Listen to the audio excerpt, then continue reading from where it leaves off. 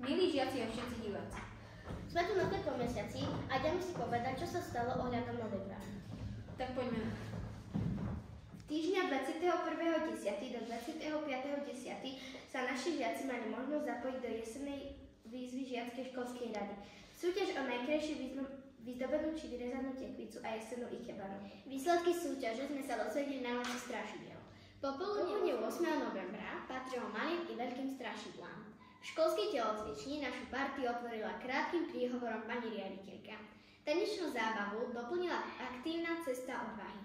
Žiaci zo žiackej školskej rady pripravili pre deti tajné komnaty, v ktorých museli prejsť cez duší tunel, bowling duchov, zombie stenu, detektívku, nechutnú tajničku, pavučinu tekli a otestovať svoje pľúca.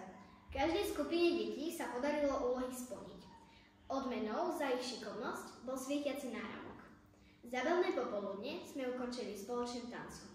Pondelok 4.11. a stredu 6.11. sa zúčastnili žiaci 6., 7. a 8. ročníka online súťaže e-book. Túto súťaž sme na škole absolvovali prvýkrát a veľmi sa nám zapáčilo.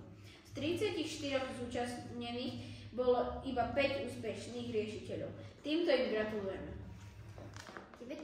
novembra sa naša škola po prvýkrát zapojila do veľkej akcie Bubnovačka 2024, ktorej organizátorom je Centrum Slniečko v Nitre. Myšlienkou podujatia, aby bolo deti lepšie počuť, je upozorniť na dôležitosť ochrany detí pred násilím a pripomenúť potrebu včasnej prevencie v spoločnosti. Naši žiaci si vypočuli základné informácie o akcii a spoločne skandovali text piesne na podporu týraných detí. Potom sa už rozozvučali hlasné tóny nielen bubnov, ale aj iných predmetov, ktoré vydávali hlasný zvuk. Žiaci našej školy sa v novembri zúčastnili aj netradičného zážitkového vzdelávacieho programu. Premietané v prostredí mobilného planetária, ktoré bolo inštalované v telocvični školy.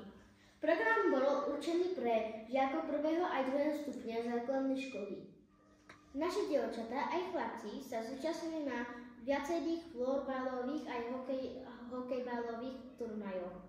Prvé zápasy im možno až tak nevyšli, ale každý má ďalším zápasom a turnajom sa zlepšujú. Strelia viac gólov a vyhrávajú.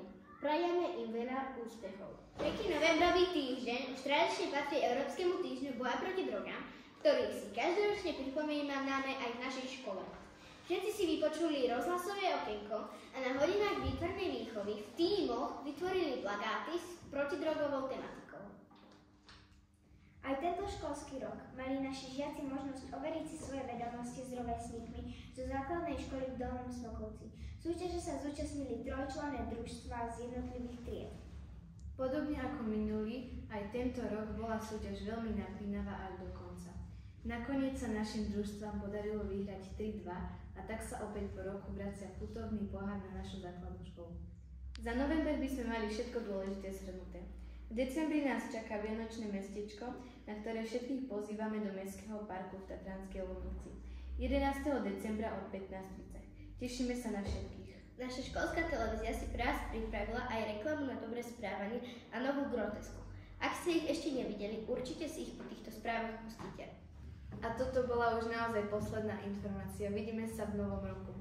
Veselé Vianoce a šťastný nový rok!